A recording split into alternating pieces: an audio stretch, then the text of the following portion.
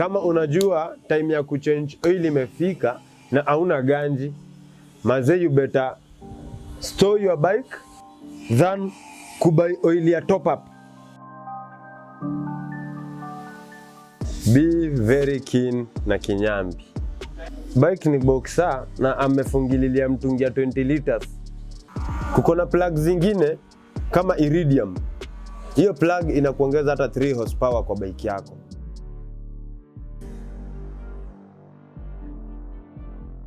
Yo, what's up my people, my Kenyan people, abroad people, African people. What's up fellas? For the bike once again, Moha.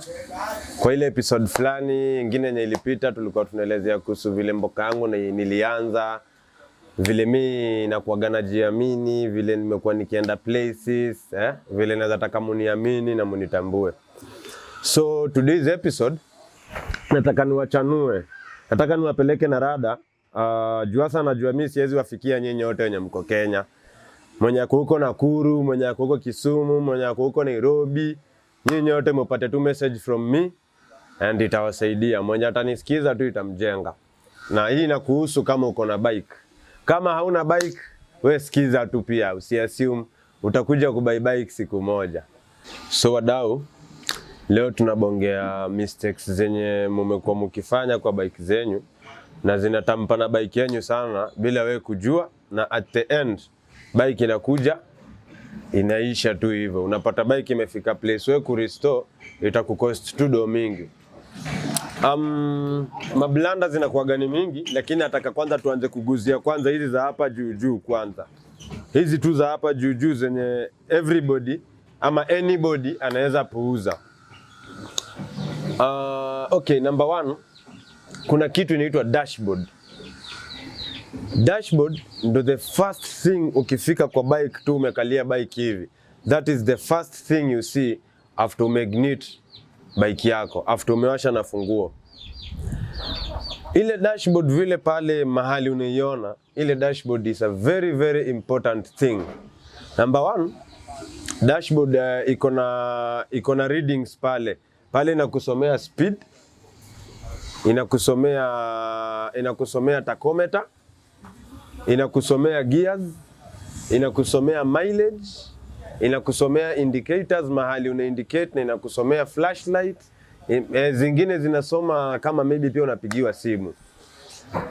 Okay, so number 1, nikisema dashboard ni kitu ambacho kwamba inaweza kukuguide kwanza ujue vile utatumia oil yenye umebuy ama oil yenye unatumianga kwa bike yako. Kukona in my TikTok videos, kukona video moja nyambo kwamba nimeelezea about oil viscosity, na nikaongelea about how thick viscosity ina affect bike at high temperatures and even at low temperatures. Nikaelezea oil nyambo kwamba iko na low viscosity vile inafanya bike. So number 1, hizi chupa zetu za oil zenye tunaenda kubai huwa zimeandikwa 5000 kilometers. Lakini mimi katika utafiti wangu, hizi oil unafaa utumie for like 3000 kilometers. After hapo uchange. Why? I'll give you the reason. So utajua aje hii oil yako kama imefikisha 3000 kilometers ama 2500 kilometers kwa wenye wako keen sana, kama hauna dashboard. So dashboard is a very very very very important thing, a very very important tool ya kukuonyesha number 1, mileage. Vile unatembea na bike yako ndo uende ubadilishe oil. Another thing, another reason yenye ufai kupuuza dashboard, with dashboard unaweza jua shida za bike yako rahisi sana. Unaweza jua bike yako kama imechange speed, kama imechange combustion yake ya kuchoma pale, kama imechange nguvu maybe. Unaweza notice, okay, kawaida inakuwa gear 1 utarev from 4000 rpm to 5000 rpm. Hiyo ni bike iko stock. So ukirev bike yako hiyo gear 1 uone haijafika mahali inafikaga, definitely utajua hii bike yangu iko na issue, hapo mara moja utakimbia kwa fundi, utawaiwai iende imaliziwe ngori yake before shida ime. Another thing, kuna kuwaga na wase wenye umebuy bike tu leo, you don't know about the gears, vile gears zina move, na bike yako haina gear reader pale kwa dashboard. Wewe unategemea tu bike, unaweka tu gear 1 chini, gear 2 juu, gear 3 juu. Kumbe bike yenyewe gear zake zinazunguka tu round. Ufike gear 5, ufike neutral, urudishe gear 1 pale, i blow up engine. Hiyo it's another mistake. Kwa nini? Kwa sababu hauna dashboard. So hiyo kurudisha motorbike hivi gear 1 after ikiwa 5 ina kick haraka uangalie mbaya. Unajua pale kwa engine kuna kuwaga na kitu inaitwa combustion pale. Ile ni petroli inachomwa pale. Na usisahau zile ni aluminium zinazunguka pale na zinachoma. Unaona? So unapata zile gears, kwanza number 5 is a very smooth gear. Na number 5 top speed yake inakuwaga inasomanga so plus kwa hizi bike za kawaida. Number 1 kawaida yake huyu soma speed ya 40 km/h. So hebu can you imagine uko at speed ya 120 and then you want to go to 40 abruptly. Ni nini yenye ita happen hapo? Definitely utasikia tu masauti zingine hapo, na hapo ndo umeua engine. Wewe siku yenye tu utaifanya hivyo, jua umemaliza bike yako na umemaliza engine. Na hii kupiga malezi. Kwanza kupiga rev bike ikiwa haitembei, that is a very bad thing. Ni less ama ni rev? Inakuwaga ni rev. Revving. Inakuwaga inaitagwa revving. Kupiga rev bike yako kama haiko kwa gear, kama hau move, is a very bad thing. Unajua ukivuta race kama mguu iko free ama maybe kama bike hai move, ile crankshaft pale huwa ina move at a very high speed. Unaona? So pale kuna kuwaga na friction, na unapata hizi oil zetu zenye tunatumiaga haziwezi stahimili hiyo kind of friction at a very high speed, na unapata iko na heat mingi. Definitely pale kutakuwa na wearing and tearing. Mistake number 2. Sitaruka. Nilikuwa nimewapromise nitawaelezea kuhusu oil. Now, oil ni kitu yenye, yani ukicheza nayo kidogo wewe ushaua machine, hata kama machine yako ni mpya. Number 1, kwanza unafaa ujue unatumia bike gani. Iko what cc, ni bike ya cc ngapi? And kama ni hizi low cc bikes zetu, Boxer, Ranger, Shinray, TVS, Honda, hizi bike ndogo ndogo. Hizi ni bike ndogo ndogo, mimi kama fundi, mistake kubwa yenye ambapo kwamba nimeona wasee wao believe ambao kwamba kimimi nitaita myth. Wao believe kwamba oil mzito ndio the best. Hiyo nao ni uongo mzee. Hiyo haiwezi. Oil mzito ni mbaya sana kwanza. Kwa nini? Oil mzito, okay, in scientific term we call it viscosity. Oil yenye iko na viscosity level yenye iko juu, unapata huwa haiwezi. Asubuhi kwanza ukiwasha bike yako, kama oil yako ni mzito, hii oil ita take time kupanda na kushuka. Unapata hii engine yako ita run for like 5 seconds bila kukuwa na oil. Bila oil kurun up and down kulubricate machine. So unapata hii inakuwa ni blanda moja bigi sana yenye wase ufanya. Usiwahi tumia oil mzito. Wekaga ile oil yenye unasikiaga ni nyepesi kwa bike yako. Okay, so hapa niko na example ya oil yenye naweza taka kuwaonyesha. Actually, this is a very nice oil. Hii is a very good oil ya kutumia kwa engine yako. Niko nayo hapa tu kama mfano ya kuonyesha. Sijasema ati this is the only best oil kwa kampuni ama kwa industry. So, kuna kitu hapa nataka nionyeshe. Utajuaje oil yenye unabai kama ina fit kwa bike yako? This is viscosity number. Hii inaitwa SA number 20W50. So hii oil, hii ndio viscosity level yake.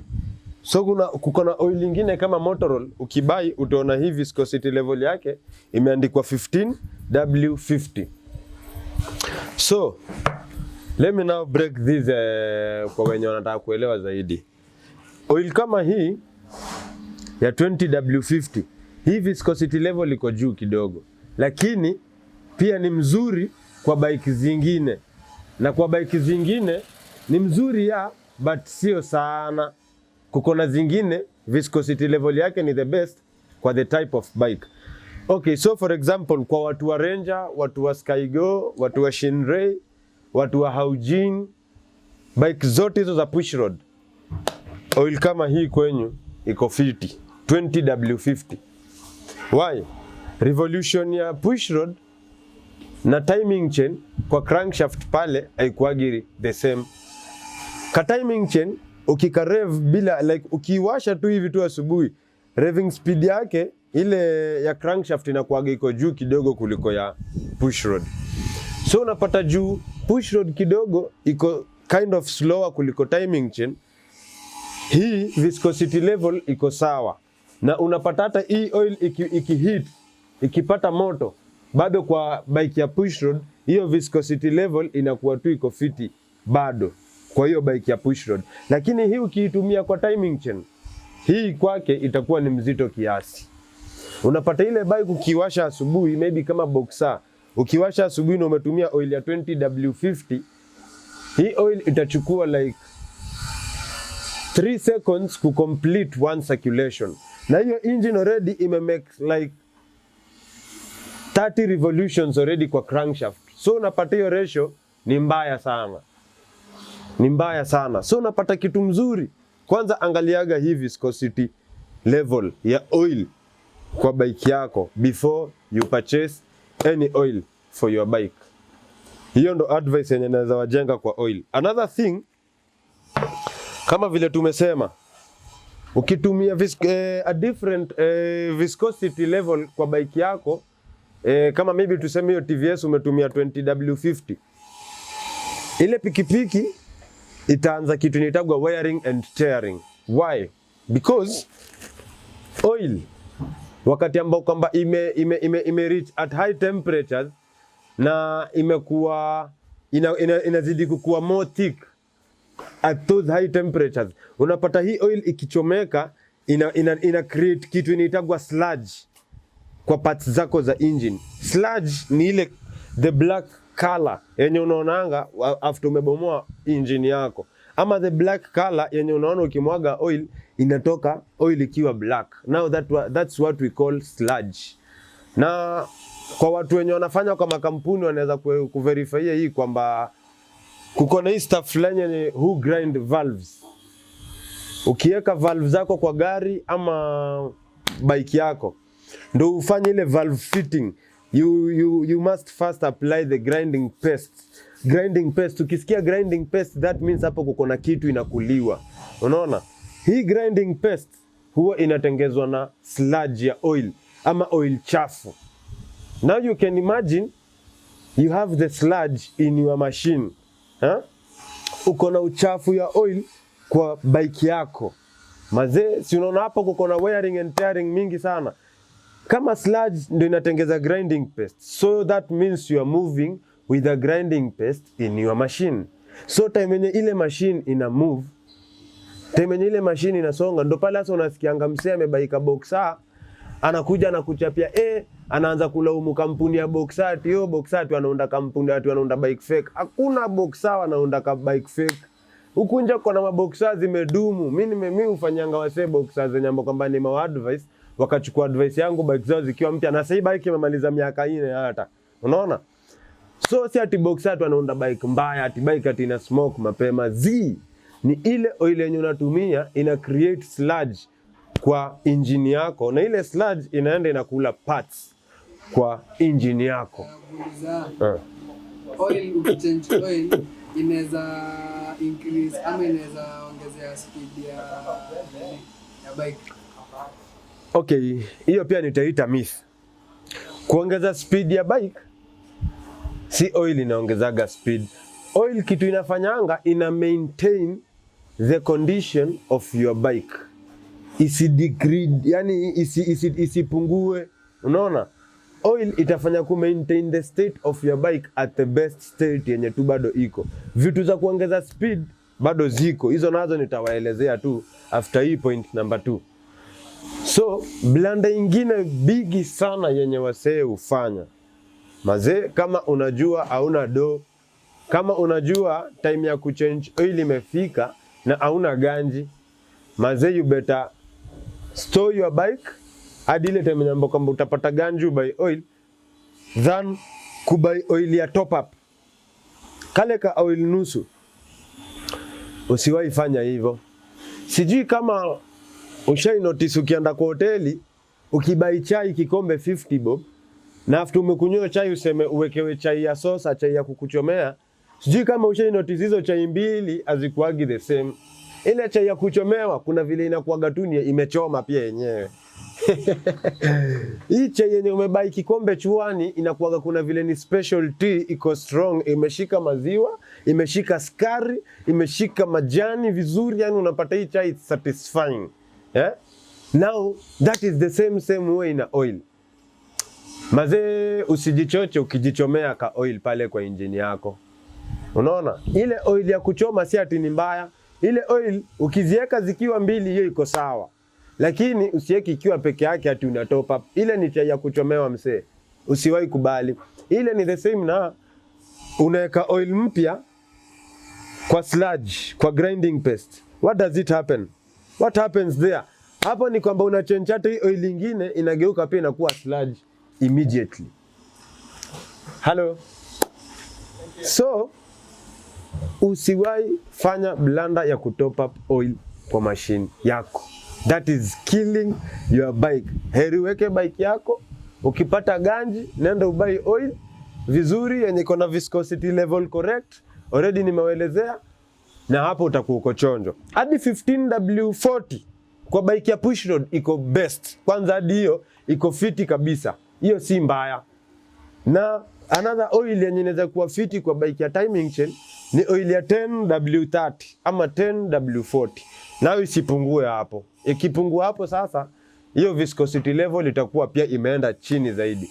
So wase wa TVS, wase wa Boxer pale, wase kama unajua tuko na timing chain 150cc kuteremka kama 200cc kuteremka, unaweza chukua 10W40, 10W30 ama 15W40 ama 15W50. Borake tu viscosity level isipite hapo. Kama uko na push road bike, unaweza weka 15W40 ama 20W50. Yeah. So wadau, mkwe very keen na oil yenye unaweka. Number 1 tumesema ucheki viscosity level. Number 2 utambue bike yako kwanza ni gani.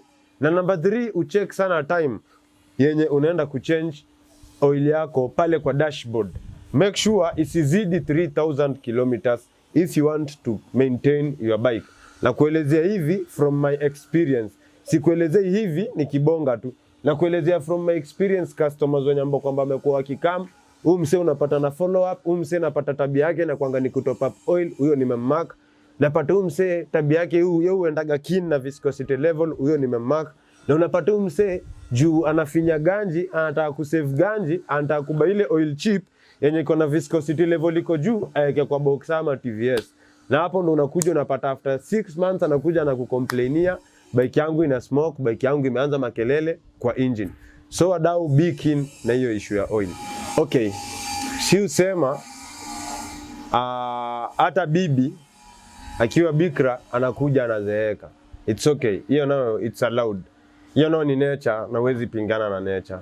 Hata ukiwa na bike mpya, siku moja itakuja tu itadai spares kwa engine. Juu hizi machines ni materials na ni vitu zimetengezwa na binadamu na ni vitu ziko na wearing and tearing. Kila kitu kwa hii dunia inaisha. So now it has reached a point yenyewe wewe unafuata viscosity level vizuri, unekanga oil on time, uko na dashboard pale, unacheki revving yako, hauta overrev pale kwa gear and things like that. Tuseme umekuwa tu keen na bike yako, imekuserve vizuri miaka 2-3 bila kufungua engine, katukua mwaka wa 3 imekuja sasa imekudai rings maybe, imekuja ika smoke. Wadau, blanda ingine bigi inatokeanga hapa sasa. Umetunza bike yako fresh, imekuja imefunguliwa engine. Ama tuseme uje ukitunza bike yako fresh, sasa imekuja imefunguliwa engine, so unafaa uitunze. Nikisema hivyo namaanisha nini? Once bike yako umepata maybe for example iko na shida ya rings ama piston. Wadau, usiassume, usiende ile spare yenye tunaona ati ni cheap pale. Unaona? Kuko na kampuni mingi sana zenye ziko hapa soko zenye saizi zinatengeza spares. I doubt hata zingine zinaundiwa hapa Kenya. You better be keen. So wadau, wewe kama unajua uko na senke, go for the expensive spares. Nenda ubai ile spare yenye unasikia kama ni ya Boxer, enda ubai kwa kampuni ya Boxer. Wachana na hizi duplicate spares. My friend, duplicate spares hazina the same, hazijaundwa the same na zile original ones. Nimekuwa nikijaribu sana kuwekea wasee duplicate juu wanalia ganji, lakini nimeona jo at the end inakuja inaleta blanda nyingine kubwa sana kwa machine zao. Kwanza number 1, unapata vitu kama piston msee ukiweka kwa bike yako na hiyo piston ni duplicate.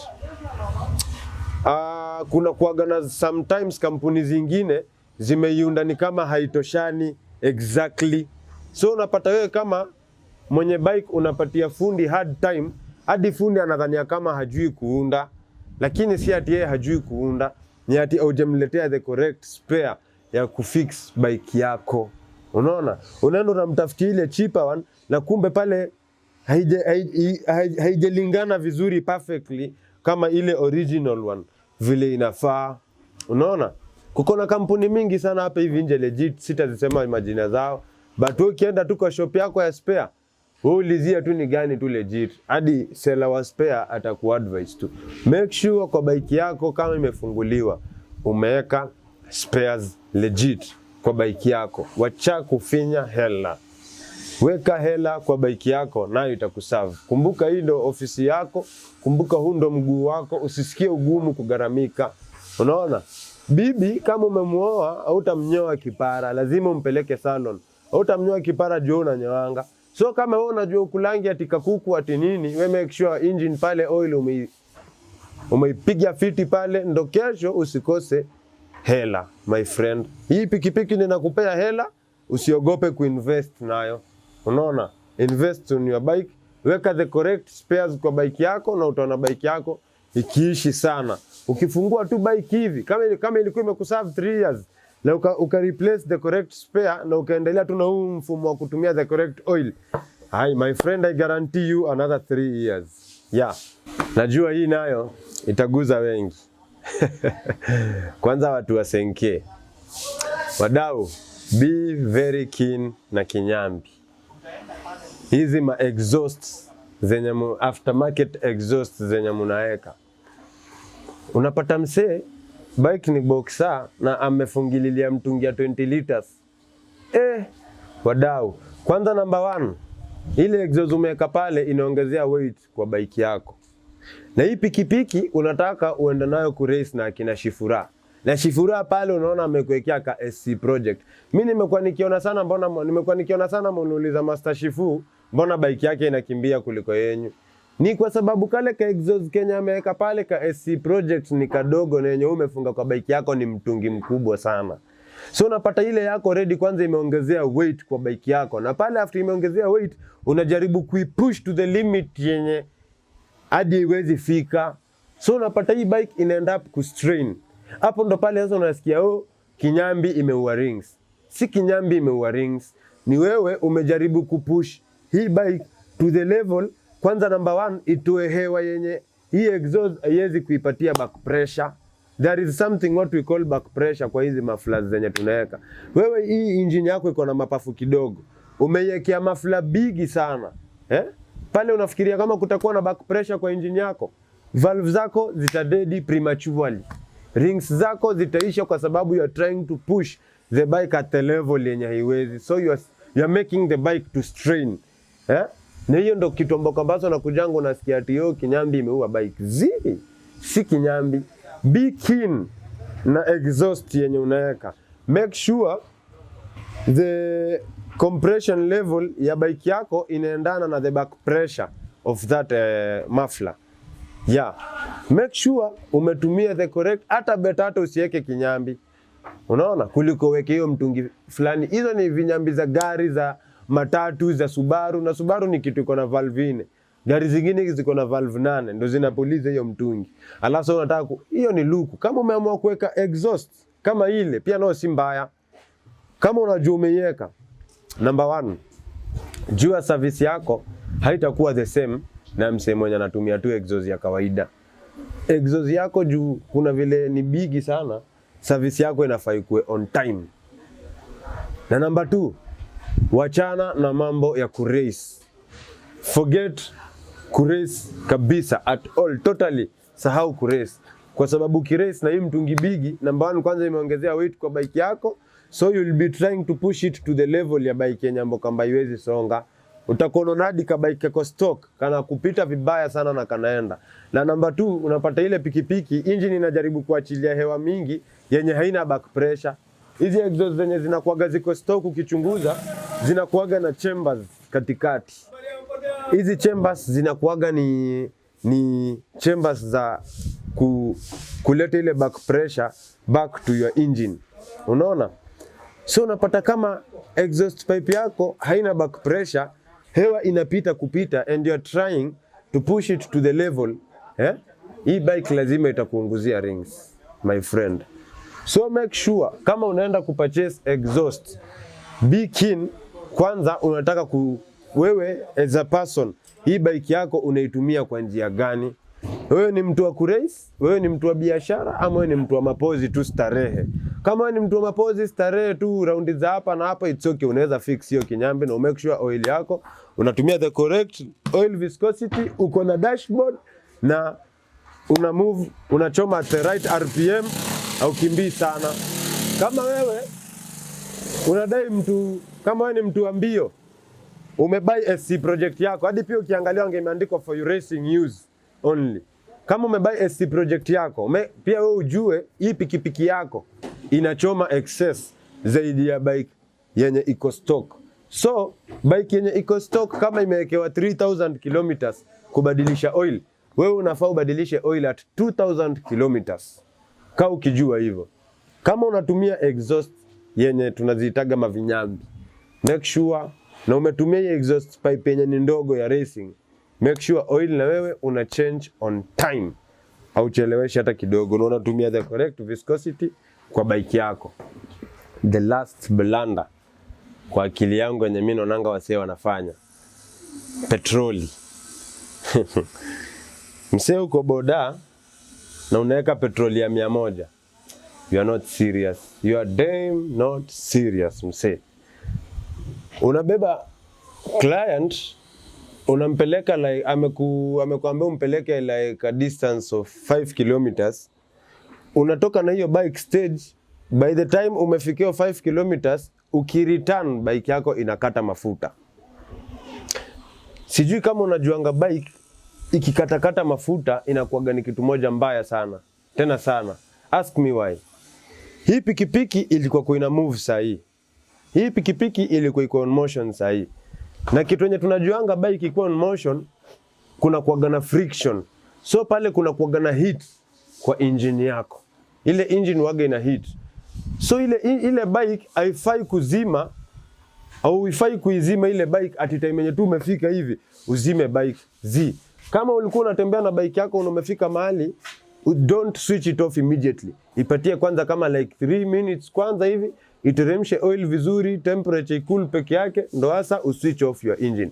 So unaona pale ulikuwa ukombia kwanza unaharakisha ile bike already inakata mafuta, umeweka choke pale, unakimbiza bike, ile bike inakuja inakata mafuta. That is a very very big mistake. That is like taking an ice out of freezer na uifanyie it's like taking a metal out of heat na uifanyie kitu inaitwa abrupt cooling. That is very bad. Hata inaweza hata explode. So pale valve zako bit by bit zinaanzaga kuisha. Zile valve zako pale unazifanyanga kitu inaitwa abrupt cooling. Na ile sio fiti. So make sure umekuwa keen sana na mileage yenye unatembea na bike yako na petrol yenye unaweka. Hiyo inaendea tena story na dashboard. Bila dashboard huwezi jua. Ukienda pale petrol station ukibai mafuta already wangu umeambiwa lita moja ni pesa ngapi. So wewe umepurchase lita ngapi? Na ukibai hii bike wago ready, umeambiwa hii pikipiki ina consume how many liters per 1 kilometer. So ukiwa na dashboard utaweza kucalculate umetembea kilomita ngapi kulingana na ile mafuta yenye umeweka. Before izime unaenda una top up mafuta yako. Actually mimi kitu yenye naweza kuwa advice, kama unajua ukomboka, weka bike full tank, ikifika half tank enda top up ifike full tank tena. Make sure tu uwago na top up bike yako the moment imefika half tank. Usiassume abrupt cooling is very bad. Unanyelewa? Hapo ndipo sasa inaenda inakuharibia bike yako. Another thing, kuna hawa wadau wenye wanapendaga sana kutembelea local petrol sellers. Unapata msee anauza petroli kwa keja yake, msee anauza petroli kwa nyumba. Huyo mtu kwanza amepatiwa na nani? Yani amepatiwa na nani ruhusa ya kuuza hiyo petroli? Hana hata license. So msee juu hana license, yeye ni msee ako private kivyake, ni msee mwenye anataka yeye ajitengeze profit yenye ambapo kwamba iko tofauti na vile standard profit vile mtu anafaa kumeka. So msee maybe akichukua hii petroli akichanganya na paraffin, utajua aje? Ile petroli ikichanganywa na paraffin si ati itazima bike yako, hata bike inaweza enda na paraffin peke yake actually. Ni vile sasa nayo itakuwa inakuharibia valve zako bit by bit. Kwa nini? Kwa sababu heating point ya paraffin and petrol according to science haziko the same. Petroli heating point yake ina heat faster than paraffin. Na paraffin unapata inashika ile moto sana, lile joto linabaki pale for a longer time than petroli. So unapata kama valve yako ilikuwa ishaanza kukua red hot, ita remain at that state ya kukua red hot for a longer time than petroli. Na hapo ndo sasa unapata valve yako inaenda inakatika, inaingia kwa piston, inatoboa piston, inaingia kwa crankshaft, inapiga crankshaft, goddammit, inaingia hadi kwa gearbox, na hapo ndo unabai engine mpya. Kwa nini? Kukimbilia local petrol sellers. Nenda kwa petrol station, nenda ujaze bike mafuta. Make sure una top up your bike at half tank level. Wachana na hii mambo ya kutop up chwani na so moja na so wanchwani. Hiyo mambo iishe. Na mambo ya kuenda at local petrol sellers, hiyo nao pia nao iishe. Paraffin itaua engine yako. Valves zinabaki zikiwa red hot, zinakatika. Why? Because of the heating point ya hizi fuels mbili. Mimi wanashangaa sana na wasee. Unabai bike, haujui hii bike umebai for what purpose. Unasikia msee amenipigia simu ananiuliza, "Moa, ni bike gani mzuri ni buy?" Mbona uniulize na wewe already unajua what purpose you are buying the bike for. Wewe kama unadai kwenda ofisini, kama unadai kubebanga na boda, kama unadai kwenda kubebanga makana huko, kama ni mtu kwenda kubeba mifugo huko hivyo mashambani, kwenda kubeba mamimea uende ukauze, you should know the type of bike that you will buy. Tuongelea wasee wa kwenda kubeba makaa huko misituni. Hawa wasee wananibo sana. Hawa wasee wananiuma roho sana. Yaani wanga hata nakosa hata usingizi. Wallahi mimi area hata wewe, yani area hata uchukue fimbo hata ujitandike, ujikatekate, ujifanye anything bad you want, lakini usiwahi misuse machine. Nikiona hiyo kitu anga inaniuma roho sana. Leo unatoa 190,000 unaenda na buy a very wonderful TVS bike. Very sweet TVS bike. A very sweet Honda bike 125S.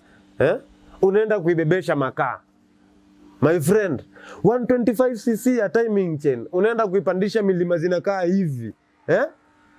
At very sharp hills unazipandisha mzee. Already unajua hizi bike si za hiyo shughuli. Hii ni bike ya Pilot Town Service. Sawa, iko na nguvu, iko fiti, lakini haitakupatia longer service kama bike yenye iko na higher cc ama kama bike ya push road. Bike za push road kama vile sisi tunazijua, hizi ni punda. Hii ndo bike yenye unaweza enda kuimisuse na huko. Na unapata spares zake ziko cheap, ziko favorable. Unapata hii bike, wewe umechana mbuga nao, umevuruga nao kichaka pale, umebeba makaa. Hii bike hata ivunje shock yake pale kwa shop ni 1500.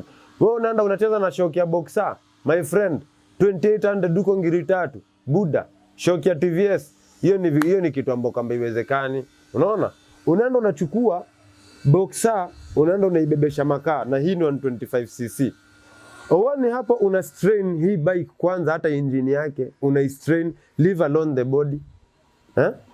Umefunga makaa like 6, 7. Mzee, umepakia magunia ya viazi kama 4. Umefunga simiti gunia kama 8. My friend, unajua hiyo ni kgs ngapi anabebesha bike? And ushaisoma ile logbook yako ukoona standard weight yenye hii bike inafaa ibebe. Make sure you are very keen.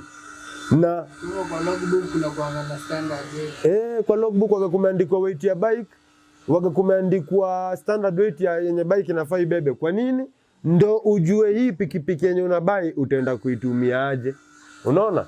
Au utabai bike mzito uende nayo off-road. Definitely pale ile unaenda unavunja body. Number 2, huwezi enda off-road na shocks zenye suspension yake ni fupi hii design. Unapata tu shock anacheza tu kidogo hivi kamegonga. Pale unaumiza bike yako. Heri unge save hiyo pesa, ubai that bike, uendage hivyo ukavuruge machaka zako. Unaona? Another thing. Hizi pikipiki before ununue. Wewe umenunui pikipiki kwa ajili ya kurace. Unaenda na buy push road bike. Ile bike si ya kurace. Bike za push road ni bike ya kufanya kazi.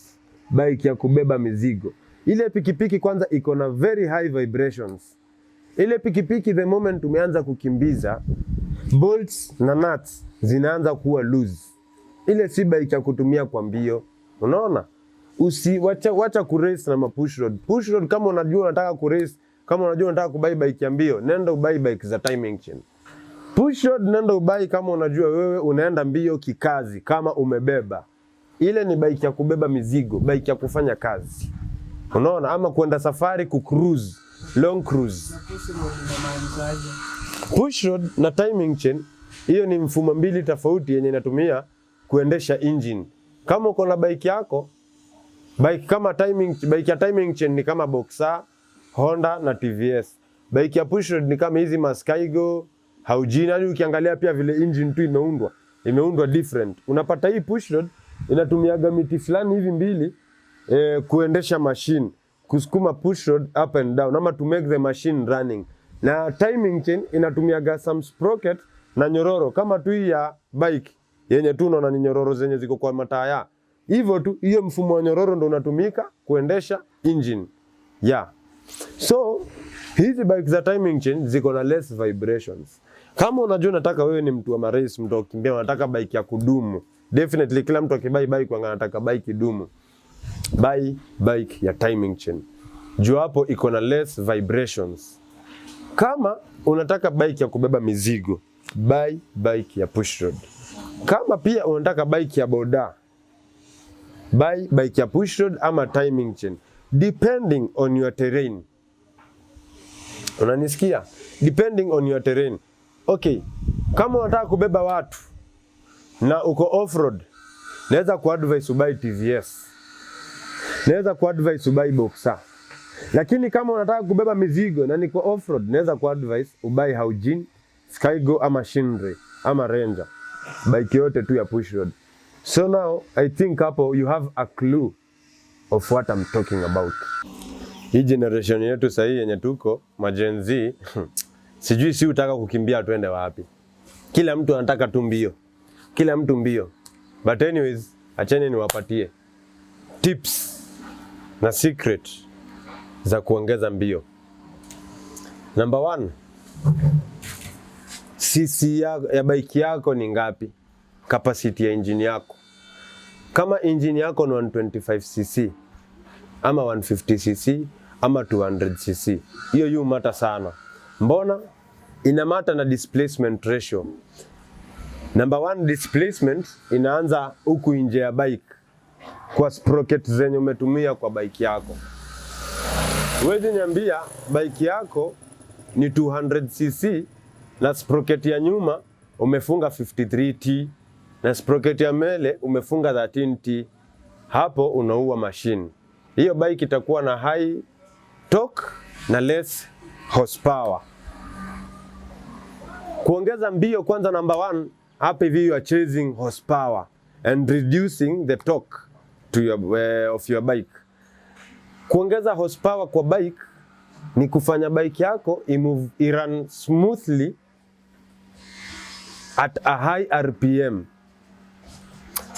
So kama wewe maybe for example unatumia 150cc or 200cc ama 150cc to 200cc, 180, 175 na unataka kukimbia sana, sprocket yako ya nyuma make sure iko 38T ama 36T, 38T ama 36T, na ya mbele ikuwe from 15T,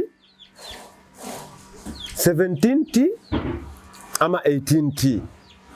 Make sure sprocket yako ya nyuma iko 36T ama 38T. Ikiwa bike yako ni 150cc ama 200 to 200cc, either 175 Shinray, 180 Sinorai, base or any type of bike yenye iko 150 to 200, make sure sprocket ratio yako iko 36 ama 38 ya nyuma na ya mbele iko 15, 17 ama 18. Ikiwa unatumia 125cc, make sure sprocket yako ya nyuma iko 42T na isipite na isipungue. Another thing yenye itaongeza mbio kwa bike yako kama displacement. Maybe for example unatumia Skygo ama Ranger.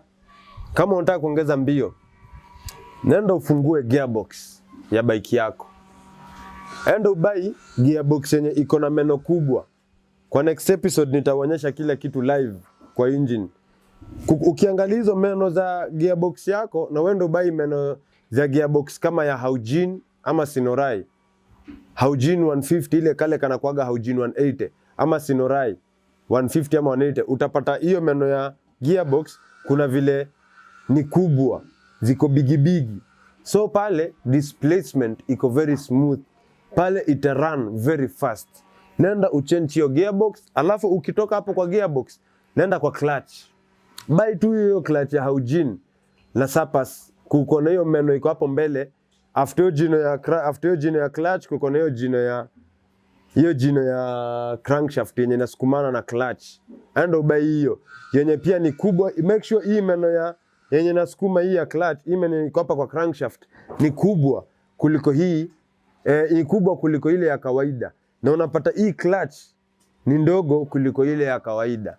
Ukifanya hivyo, uangalie gearbox yako, upige clutch system yako, hiyo design nayo meno iko hapa kwa crankshaft, na uweke sprocket ratio yako vile nimekuambia, displacement yako itakuwa very fast. Unapata sprocket ya mbele ikizunguka mara kama 3, inazungusha mguu ya nyuma mara moja. Na bike ikiwa stock condition, unapata bike lazima sprocket ya mbele izunguke mara kama 5 ama 6 ndio izungushe ya nyuma mara moja. So unapata definitely ukifanya modification watakuwa wanashangaa kwani umeongeza rocket fuel kwa bike yako. Another thing, unaongeza vile bike yako inachoma. Kuchoma, enda ubuy the correct plug. Kuko na plug zingine kama Iridium. Hiyo plug inakuongeza hata 3 horsepower kwa bike yako. Juu ya vile inachoma fuel, ina burn fuel kabisa at correct ratio ya mafuta na air. Make sure umetumia the correct plug na the correct solenoid coil. The correct solenoid coil for your bike. Wachana na hizi cheap solenoid coils za bike yako, na pia uchange CDI. Kuna kuaga na CDI za racing. Kama umeweka sprocket vile nimekuambia, uchange gearbox vile nimekuambia, uchange menu ya clutch na ya crankshaft vile nimekuambia, na ukuje tena uweke plug vile nakwambia, na uweke CDI ya racing. My friend, kama wewe ni 150cc na unafuatana na boxer wenzako, unafuatana na Haojin wenzako, bro, Ranger wenzako, utakuwa unawapatia gap. Yaani hata utakuwa unamaliza kona, wao wanatokea kona nyingine iko huko nyuma. Trust you me, hakuna bike yote itakufuata.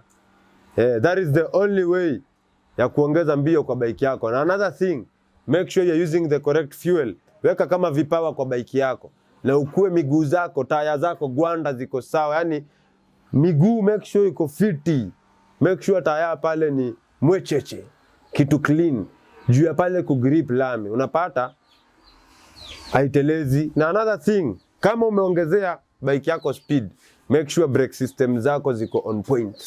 Brake system ikuwe ni ya kushika na kusimama. Kitu yote iko na mbio mingi inafaa ikuwe brake system yake nayo iko top. Ukigrip to brake hivi in case of emergency, tap, brake inafunga mguu. So wadau, kama content yangu nasikia na kubamba, ama kama mafunzo yangu nasikia na kunice, unaweza nipata bado. Unaweza nipata kwa mtandao na unaweza nipata pia physically. Kwa mtandao unaweza nipata TikTok na jiita Fatherbike 015. Hiyo ndo account yangu. Hapo pia wanga naelezeanga watu mambo mengi sana. And physically kama maybe unataka pia nikupatie service yangu. Physically mimi nakuaga niko Kitui, place inaitwa Mjini, near Jamia Mosque. The biggest mosque hapa hivi tao. Kwa hiyo street nyuma ya mosque kuko na street inaundwa vitanda, mbao, viti. Kwa hiyo street tu ukiulizia Fatherbike utanipata, niko kwa hiyo street. Ama maybe kama wewe ni mgeni Kitui, ukifika Kitui tu hivi, Kitui town, Kitui Central Town, ulizia tu kwa Fatherbike, kwa msee yoyote atakuleta hadi mahali mimi niko. Niko located place inaitwa Mjini hapa Kitui. Yes, na jina yangu ni Fatherbike. My number ni 0791668456. To reach me out, you can call me ama uni WhatsApp na 0791668456. Ukinikosa na hiyo utanipata kwa my Airtel number 0785938608.